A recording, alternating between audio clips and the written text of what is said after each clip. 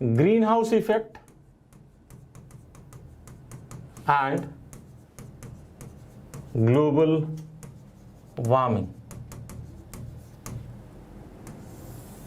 ठीक है, okay.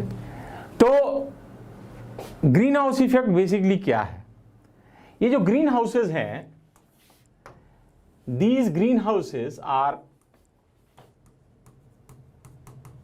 constructed in colder area for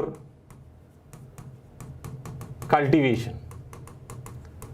ठीक है, क्यों इसको कंस्ट्रक्ट करते हैं? तो ग्रीन हाउस, मान लो ये ग्रीन हाउस है हमारा, ठीक है, it will allow this light to enter inside this, but it will not allow heat to escape from this chamber. ठीक है, तो रिजल्टेंट क्या होगा? यहां पे सराउंडिंग से टेम्परेचर जो होगा वो ज्यादा होगा, and that will help in cultivation even during winters. Okay, तो that's the purpose of green house. तो यहां से ये ग्रीन हाउस का कॉन्सेप्ट आया। अगर हम लोग देखें तो हमारे लिए जो कवर है क्लाउड का, that acts as this. Okay, तो ग्रीन हाउस इफेक्ट अगर हम लोग देखें, it is beneficial for us. ठीक है, ऐसा नहीं है कि ग्रीन हाउस इफेक्ट जो है वो हमारे लिए हार्मफुल है।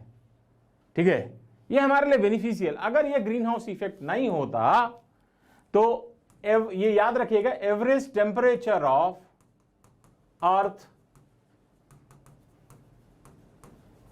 would have been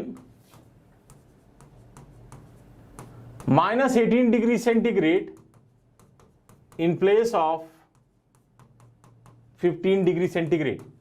तो अगर ये ग्रीन हाउस इफेक्ट नहीं होता तो यहां पे लाइफ सस्टेन करना पॉसिबल नहीं होता। ठीक है, अब हम थोड़ा एनसीईआरटी का डायग्राम देखते हैं। ठीक है, एनसीईआरटी क्या दिखा रहा है कि भाई ये ग्रीन हाउस गैसेज है। ठीक है, अब सन से हमारा रेडिएशन आया। ठीक है, 1/4 जो है इट इज रिफ्लेक्टेड बैक। ठीक है, 1/4 of the incident solar radiation is reflected back. ठीक है, सम is absorbed by this,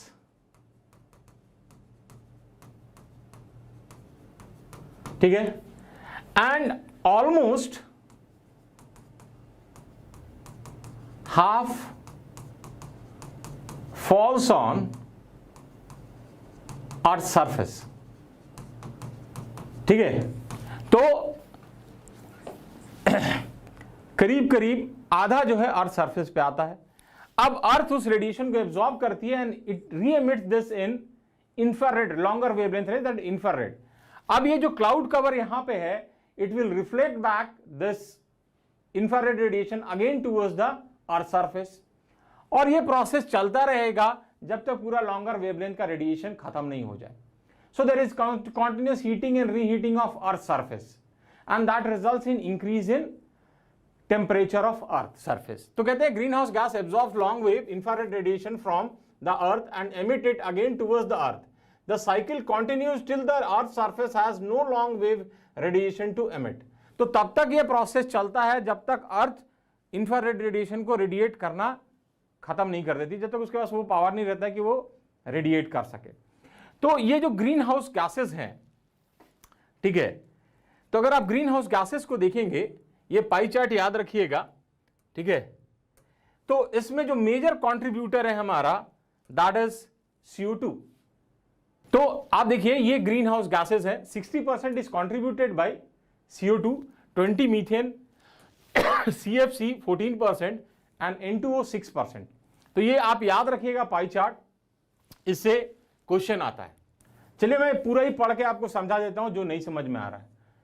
okay, चलिए, ये कह रहा है the term greenhouse effect, okay, ये कह रहा है the term greenhouse effect has been derived from the phenomenon that occurs in greenhouses. मैंने आपको बताया कोल्डर एरिया में हम लोग कंस्ट्रक्ट करते हैं। Have you ever seen A green house? It look like a small glass house and used for growing plants specially during winter, क्योंकि ये लाइट को अंदर जाने देता है और हीट को बाहर आने नहीं देता है। ठीक है, उसके बाद कह रहा है in greenhouse the glass panel lets the light in but does not allow heat to escape, वही मैंने कहा, ठीक है। Therefore the greenhouse warm up very much like inside a car that has been parked in sun for few hours. जैसे अपने car को आप धूप में खड़ा कर दीजिए तो कुछ समय के बाद अंदर बहुत गर्म हो जाता है, तो लाइट अंदर आता है, हीट बाहर नहीं जा पाता, जिसके कारण टेम्परेचर बढ़ जाता है। कहता है the greenhouse effect is naturally occurring phenomenon that is responsible for heating of earth surface and atmosphere, ठीक है, ये मैंने आपको बता दिया। उसके बाद कह रहा है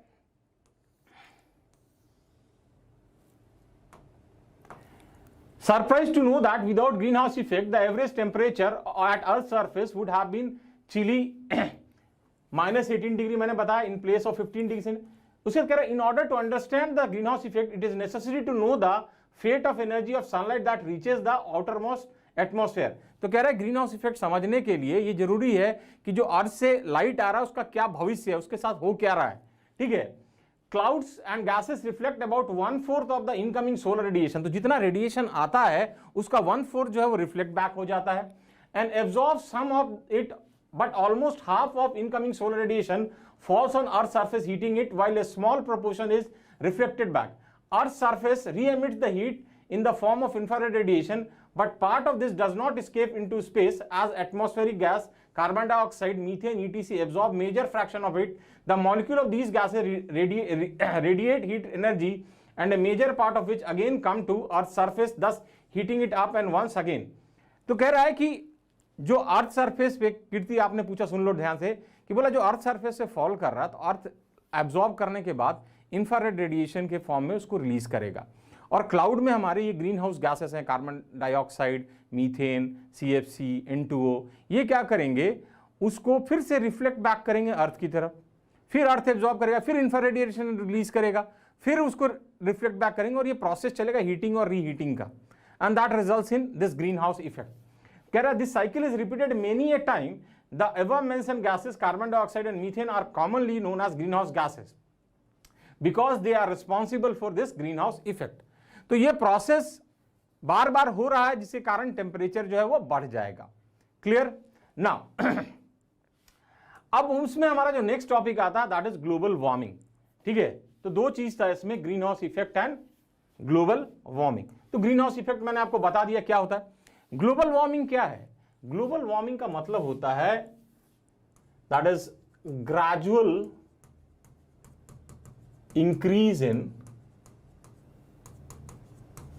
average temperature of earth surface, ठीक है। अगर आप देखेंगे इन लास्ट 100 ईयर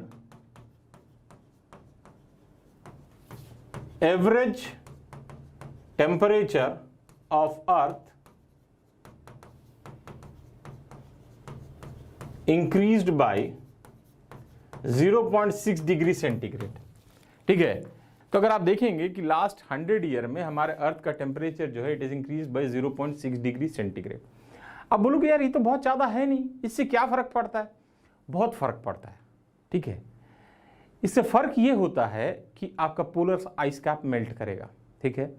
आपका पोलर आइस कैप मेल्ट करेगा तो आपका सी लेवल राइज करेगा। अगर आपका सी लेवल राइज करेगा तो लो लाइंग एरिया सबमर्ज हो जाएंगे। अब लो लाइंग सबमर्ज होंगे तो वहाँ पे जो लोग रह रहे थे वो वहाँ से दूसरी जगह माइग्रेट करेंगे। जहाँ पे वो माइग्रेट करेंगे उनको भी काम चाहिए, तो ऑलरेडी जो वहाँ पे काम कर रहे थे उनका काम वो लेना शुरू करेंगे, तो उनका काम चला जाएगा, तो सोशल अनरेस्ट होगा, पॉलिटिकल अनरेस्ट होगा। तो ऐसा नहीं है कि ये सिर्फ एक इन्वायरमेंटल फिनोमिनन है, ये सोशल पॉलिटिकल सारे एस्पेक्ट को अफेक्ट करना स्टार्ट करता है। जैसे हमारा पड़ोसी बांग्लादेश है, it is a low lying country, ठीक है। It is badly affected by this green house effect और ग्लोबल वार्मिंग। तो अब वहां से लोग माइग्रेट करके अपने पड़ोसी देश में आ रहे हैं, इंडिया में आ रहे हैं, ठीक है। अब इंडिया में आएंगे तो ऑब्वियसली उनको भी काम चाहिए, तो वो जो काम करेंगे तो लोकल पॉपुलेशन जो यहाँ काम कर रहा था वो काम करेंगे, तो लोकल पॉपुलेशन जॉबलेस होगा, उसको भी खाना खाना है तो क्राइम करेगा, ठीक है। जहां पे आके वो बसेंगे तो अपनी राइट की बात करेंगे, तो उनका पॉलिटिकल राइट्स होगा, ठीक है। वो लोकल डायनेमिक्स को चेंज करेंगे। मतलब ऐसा है कि greenhouse effect is not a only scientific phenomenon but it will lead to social and political unrest, जो कि हो रहा है, ठीक है। और आगे ये मैग्नीफाई ही होगा, कम नहीं होगा, ठीक है। तो ये इसके अलावा जो ग्रीन हाउस इफेक्ट है, ठीक है, it affects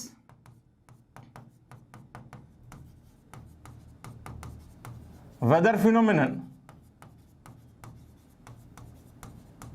such as El Nino, ला नीना। ठीक है, अल नीनो और ला नीना जो है, अब ऐसा समझो ये पहले भी होता था, पहले के रिस्पेक्ट में अब ये ज्यादा फ्रीक्वेंट हो गया है। पहले ये 5 से 7 साल में एक बार होता था, अब ये 2 से 3 साल में होता है। ठीक है, तो ये प्रॉब्लम है ग्रीन हाउस का। प्लस इसमें यहां पे एक चीज आपको याद रखना है, ठीक है, क्योटो प्रोटोकॉल,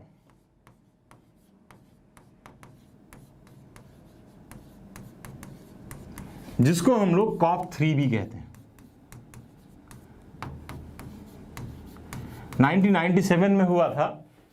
तो क्योटो प्रोटोकॉल 1997 में, जिसको कॉप का मतलब होता है कॉन्फ्रेंस ऑफ पार्टी, तो COP3 जो है उसमें ये क्योटो प्रोटोकॉल साइन हुआ था, जिसका पर्पस था कि जो ग्रीन हाउस गैसेज हैं उसके अमाउंट को 1990 के लेवल से भी 5% नीचे लाना। ठीक है, इतना डाटा आपके लिए इंपॉर्टेंट नहीं है बाई 2012, बट ये लीगल बाइंडिंग नहीं है। पहले ये लीगल बाइंडिंग था, ठीक है, अब ये लीगल बाइंडिंग नहीं है। तो ये आप खाली याद रखिए, क्योटो प्रोटोकॉल ब्रैकेट में COP3 कब हुआ था, 1997, 10 साल। इसमें क्या डाटा क्या था नहीं है करना, ठीक है।